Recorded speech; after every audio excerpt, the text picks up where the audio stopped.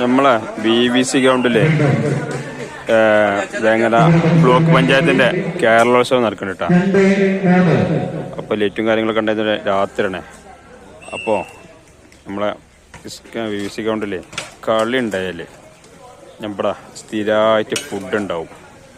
അത് ഇവിടുത്തെ മാത്രം പ്രത്യേകത കേട്ടോ. കണ്ടില്ലേ,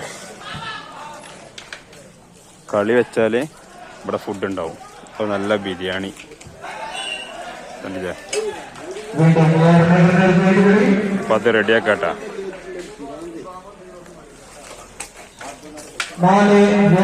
നടത്തുമ്പോൾ കളിക്കാർക്ക് ഭക്ഷണം കൊടുക്കുക എന്നുള്ള ഒരു മാമൂലി ഒരു നടപ്പ് ഞങ്ങൾക്കുണ്ട്.